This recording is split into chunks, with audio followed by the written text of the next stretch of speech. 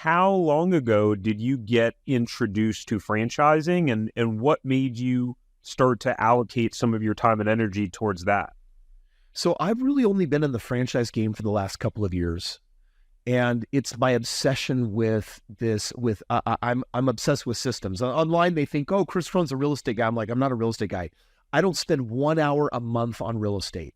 How could I be a real estate guy if it doesn't get any of my time? Well, that's because I'm a believer in systems. I'm a believer in delegation. I'm a believer in empowering people. I'm a believer in incentivizing people. I'm a believer in culture. And all I'm really doing right now is breaking down facets of business, right? And when you take a look at a franchise and ask, why are they 92% chance of success rate compared to a normal business? It's because people don't tell you that there are these three basic notions around business. You can either start a business, you can buy an existing business, or you can buy a franchise.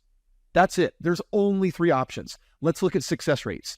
If you start a business from scratch and you've never done that before, you could have 9 of them and have all 9 of them fail. And it's not that you suck. It's that there is, of all three options, guess which one of them requires the most knowledge? Starting a business requires the most knowledge. And most people don't get that. They think that that's the easiest one to start. I'm like, that is the hardest game to play. Buying an existing business is a whole lot easier. Some dude built that thing 20 years ago, has systems, people, operators, track records, culture, everything. Like the sure shot on buying a business where you can look at its financials through history. Like there's so much data and knowns. That's way safer than starting a business. But most people think, well, yeah, but I can start a business for free. That must make it smarter than buying a business. Like, well, who said that you ever had to pay money for a business anyway? I don't believe in that all the time either, but we won't talk about leverage buyouts and some of the fun games there. And then there's franchise. And of the three, franchise is by far the easiest because franchise was designed to be someone's business in a box. Someone started a business, hardest thing ever. Then they had to innovate and create and discover systems. And eventually they said, this thing is doing so well, let's start a second location. Let's start a ninth location. And at some point, they're years into the game. They have a handful of locations that are saying, man, this deserves to be everywhere in the world, but there's a problem. At the rate we're scaling, like we could do this our entire life and like just open a region like the Southeastern Quadrant. We would never get it out in the world.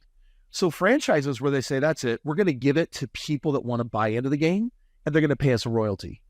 And most people don't start a franchise until they've figured out the game, which means they've got financials, they've got data points, and they've got marketing data and information, something that you have the opposite of when you have an idea called, let's start a business.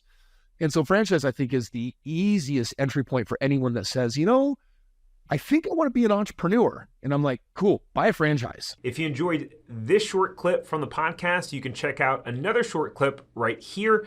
Or if you want to watch the full episode of this podcast, you can watch that here. And remember, knowledge is not power. It's applied knowledge that's power.